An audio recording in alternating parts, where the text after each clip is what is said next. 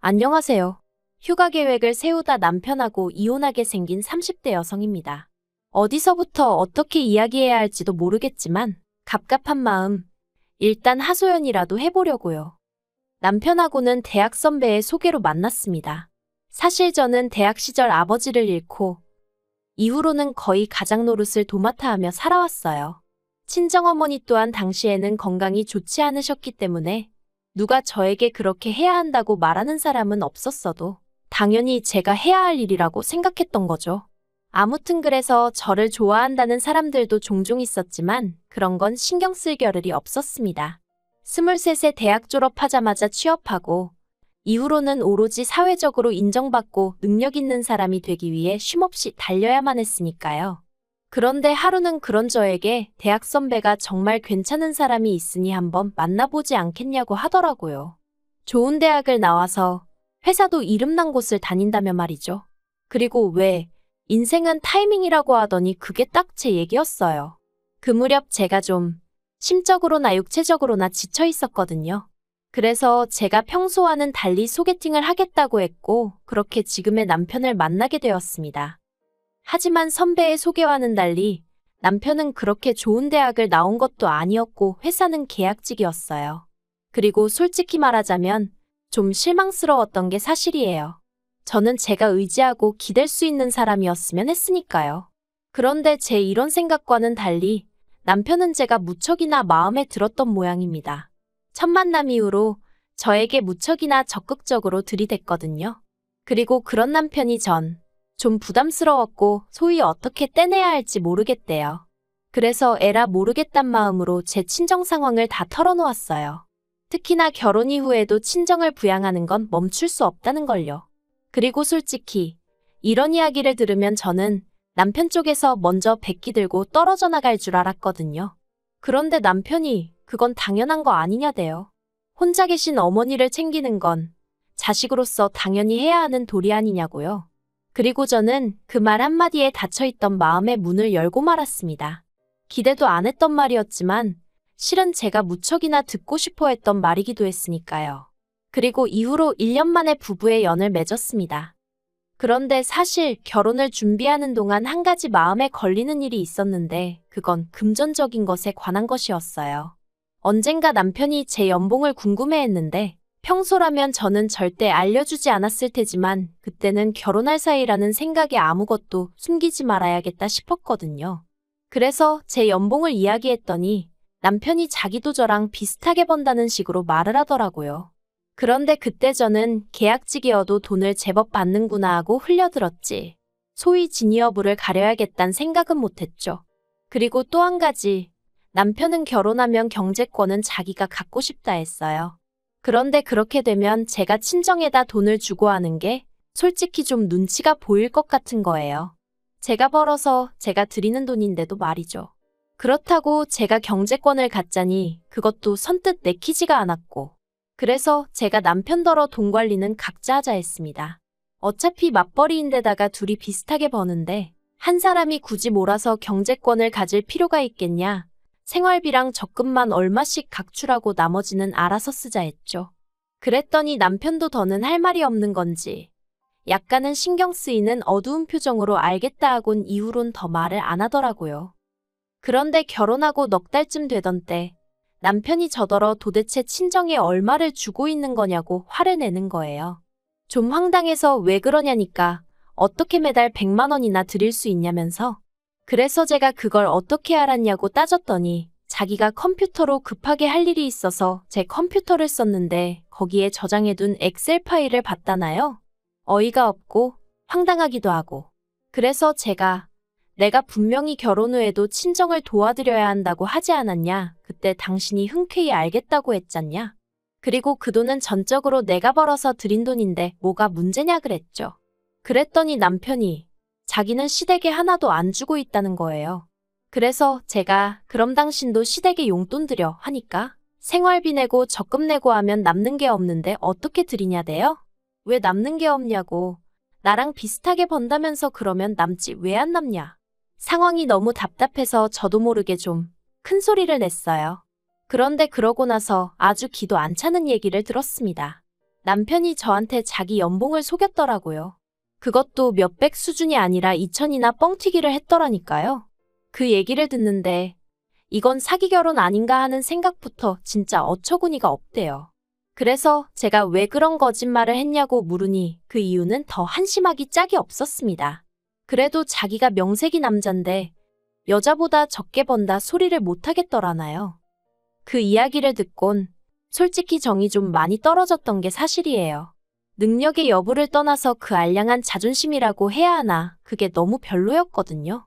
그리고 그런 자격지심이 있을 정도면 앞으로도 분명히 내가 친정에 해드리는 거 가지고 말이 나오겠다 싶은 게 여러 가지로 답답한 심정이었죠. 근데 이때는 그래도 이혼까지 생각하진 않았고 그저 앞으로 돈 관리는 더 신중하고 조심스럽게 해야겠다 생각했습니다. 그러다 남편과 대판 싸우게 된 건 지난 가을이었어요. 친정어머니의 환갑이 다가오고 있었는데 여동생이 하는 말이 예전부터 친정어머니가 제주도에 가보고 싶어 하셨다는 거예요. 그러면서 이번에 우리 다 같이 제주도에 가면 어떻냐고요. 듣자 하니 좋은 생각이다 싶었어요. 제가 결혼한 이후로는 친정어머니랑 시간을 자주 보내질 못했는데 그게 늘 마음에 걸렸거든요. 그래서 남편에게 이 이야기를 했는데 제가 같이 가자 어쩌자 말도 하기 전에 난색을 표하며 자긴 좀 빼달랍니다. 여자들 여행 가는데 머슴 노릇하기 싫다면서요. 그렇게 부려먹을 생각도 없었지만 어쨌든 반응이 그러니 저도 기분이 좋진 않았죠. 그래서 저도 알겠다 하고 더는 권하지 않았어요. 그리고 여행 경비는 여동생이 얼마 보태겠다고 하는 걸 됐다고 했어요. 제 능력으로 충분히 가능했으니까요. 저는 제주도에서 뭘 먹고 뭘 할지 정말 하나부터 열까지 꼼꼼히 계획을 세웠습니다. 조금이라도 친정어머니를 불편하게 하고 싶지 않았거든요. 그리고 덕분에 제주도에서 한시도 허투루 쓰지 않고 세모녀가 정말 즐거운 시간을 보낼 수 있었어요. 남편에게도 제가 제주도에서 있었던 일들을 이야기하니 저더러 대단하다더니 한다는 말이 저랑 휴가 가면 다른 사람들은 고생할 일이 하나도 없겠다대요. 물론 저는 이걸 듣기 좋으라고 하는 말 정도로 생각하고 흘려들었지만요. 그러다 한 달 전이었어요. 올해 여름 휴가는 어디로 갈까 하고 얘기를 하던 중이었는데 남편이 작년에 제가 제주도 다녀온 게 너무 부러웠다면서 올해는 자기랑 제주도에 가자는 거예요. 솔직히 저는 제주도를 굳이 매년 가고 싶은 마음은 없었는데 남편이 너무 가고 싶어 하니까 싫다고 못하겠더라고요. 그래서 그래 가자 했습니다. 그러니까 남편이 저더러 계획은 자기가 세워줄 거지 하대요. 여기서부터 솔직히 좀 짜증이 났어요. 작년에 제가 계획을 세운 거야 친정어머니를 모시고 가는 거기도 했고 그래서 제가 자발적으로 한 거지만 이번에야 남편이 자기가 가고 싶다고 해서 가는 건데 대뜸 저더러 자기가 해줄 거지 하니까 뭐라고 딱 꼬집어 설명은 할 수 없어도 기분이 좋지는 않았죠. 그래서 제가 남편더러 계획은 같이 세워야지 하고 말았습니다. 그런데 저를 더 황당하게 한 건 며칠 뒤 시댁 식구들과 모인 자리에서 나온 얘기 때문이었어요. 여름은 여름이다 더워 죽겠다 그런 이야기가 오가는 와중에 남편이 우리 제주도 가기로 했다고 얘길 꺼냈더니 신우가 언제 가냐고 묻대요. 그리고는 신우가 자기도 애들 데리고 휴가를 가야 되는데 그때로 맞춰보겠다는 거예요. 그리고는 제가 뭐라 한마디 할 새도 없이 신우가 먼저 시부모님 떨어 엄마 아빠도 같이 가는데 황당하더라고요. 저는 여름 휴가는 남편하고 단둘이 보내고 싶었지. 온 시댁 식구들하고 같이 보낼 생각은 추호도 없었으니까요. 그래서 제가 신우더러 저희 둘이서만 가려고 했는데 하고 웃었습니다. 나름대로 뼈있는 한마디를 한 거였죠.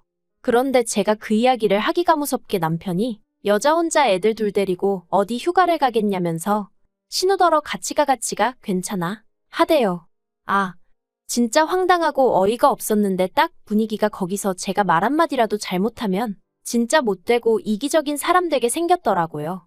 참고로 신우가 이혼을 해서 혼자 애들 둘을 키우고 있기는 했어요. 아무튼 속에서 화가 부글부글 끓어오르는데 말도 못하겠고 환장하겠더라니까요. 집에 오는 내내 남편 얼굴을 쳐다보기도 싫었습니다. 그래서 창밖만 보고 있는데 남편은 혼자 뭐가 그렇게 신났는지 싱글벙글. 그리고는 한다는 말이 사실 제가 저희 친정어머니 모시고 여행 다녀오는 거 보고는 자기도 여러 가지로 생각이 많았대요. 자기도 언젠가 시부모님 모시고 여행 한번 가봐야겠다 그런 생각도 했고 그러면서 이참에 자기도 효도 좀 하겠다는데 그 마음이 나쁜 건 아니지만 왜 하필 저랑 여행을 가기로 해놓고 그러는 건지 짜증도 나고 정말 기분이 좋질 않았죠. 그런데 남편이 저더러 서운한 거 아니지? 하는데 한숨은 났지만 정말 남편이 시부모님께 잘해드리고 싶은 마음에 일을 저지른 건가 싶어서 그냥 이번 한 번은 참고 넘어가 주자 싶더라고요. 그래서 알겠다고 괜찮다고 했어요. 가족여행 한번 갔다 온다 생각하자 스스로를 그렇게 달랬네요. 그런데 여행 준비는 뭐 하나 쉬운 일이 없었습니다. 일단 신우는 애들이 둘이고 걔도 한 마리 있었는데 그렇다 보니 애들 놀 수영장이 있어야 된다지 걔도 입장 가능한 숙소여야 한다지 따질 게 너무 많더라고요. 그리고 그러다 보니 숙소 비용도 무시할 게 못 되었죠. 그래서 제가 남편더러 일단 숙박비는 새 집으로 나눴고 걔 때문에 올라간 금액은 신우더러 내라 하라고 알려줬습니다. 그랬더니 남편이 자기가 그래도 오빤데 어떻게 째째하게 그런 걸 다 받냐는 거예요. 그리고는 저더러 자기는 처제한테 안 받았잖아 하는데 그래서 제가 남편더러 그러면 자기도 자기가 여행 경비 다 내라고 했어요. 난 원래 우리가 공동 부담하는 걸로 생각하고 있었는데 그렇게 오빠 노릇인지 하고 싶으면 당신 비자금 있을 거 아니냐고 그걸로 해결하라 했죠. 그랬더니 남편이 저더러 쪼잔하답니다. 그런데 그게 다가 아니었어요. 비행기표 사는 것 때문에 신우한테 전화를 했는데 신우가 한다는 말이 자기는 이번 여행에 안 가기로 했다는 거예요. 그간 혼자 애 키우느라 너무 힘들었다면서 그래서 자유시간을 갖기로 했다나요? 그래서 알겠다고 했습니다. 근데 그럼 숙소는 어떻게 해야 하나? 제가 혼잣말처럼 한마디 했는데 신우가 숙소는 그냥 두면 된대요. 그래서 제가 신우랑 시조카들 안 오면 뭐 호텔로 가는 게 나을 것 같다 했더니 언니, 애들은 가요. 그러는 거예요. 그리고 순간 당황한 제가 엄마가 안 오는데 애들이 온다고요? 하고 되물었더니 저희 남편이 자기가 봐주겠다 했답니다. 그리고는 기왕 저랑 얘기하게 된 김에 자기가 몇 가지 일러주겠다며 첫째 시조카는 무슨 음식을 좋아하고 뭐는 안 먹고 둘째 시조카는 몇 시에는 자야 되는데 자기 전에 무슨 영양제를 먹여야 하고 그러면서 저더러 꼭 기억해야 하고 지켜줘야 한다나요. 그래서 제가 됐다고 그랬어요. 저희 남편이 봐준다고 했다니 저희 남편한테 얘기하라고 했죠. 그리고 그날 저녁 퇴근해서 먼저 저녁 차려 먹고 쉬고 있는데 남편이 들어왔어요. 저를 보더니 얘기 좀 하자더니 신우가 여행 안 가는 게 그렇게 기분이 나쁘냐대요? 그래서 나 기분 안 나쁜데 하니까 그런데 신우가 애들 얘기 좀 하니까 너한테 하지 말라고 했다며? 그러는 거예요. 그래서 맞아. 나 말고 당신한테 하라고 했어 했더니 아니 그래도 제가 알고 있어야 한다는 거예요. 그래야 애들을 챙길 거 아니냐면서요. 어이가 없어서 내가 걔들을 왜 챙기냐고 했어요. 그리고는 남편한테 나도 생각해봤는데 나도 이번 여행은 안 가겠다 했습니다. 그랬더니 그게 무슨 소리냐면서 제가 안 가면 애들하고 시부모님은 어떡하냐길래 뭘 어떡하냐고 그걸 왜 나한테 묻냐고 했네요. 당신이 판을 키웠으니 당신이 챙기라고요. 그랬더니 남편이 또 기껏 한다는 소리가 그럼 하다못해 일정표는 다 짰냐입니다. 진짜 욕이 나오려고 하는 걸 꾹꾹 눌러 참았어요. 그리고는 그것도 당신이 짜던지 신우더러 짜라고 하던지 알아서 하라고 했습니다. 그리고는 나는 안 갈 여행인데 나한테 왜 이렇게 바라는 게 많냐고 짜증나니까 그만 말 시키라고 했죠. 그러자 남편이 저더러 너무한다면서 그럼 돈이나 보태랍니다. 그리고 돈 이야기가 나오니까 이젠 진짜 못 참겠더라고요. 그래서 남편더러 당신은 나 엄마랑 여행 갈 때 돈 보태줬냐? 하다못해 우리 엄마 쓰시라고 돈 10만 원이라도 드렸냐? 내가 치사해서 말은 안 했지만 아무리 그래도 사위가 돼서는 돈 10만 원도 안 내놓더니 이제 와서 무슨 나더러 일정표를 짜달라 돈을 보태라. 제정신이냐고 쏘아붙였네요. 그랬더니 남편이 기껏 한다는 소리가 사위랑 며느리랑 같냐는 거예요. 제가 다를 게 뭐가 있냐 했어요. 당신이라고 우리 엄마한테 잘하는 게 없는데 나라고 왜 시부모님께 잘해야 하냐고 따졌죠.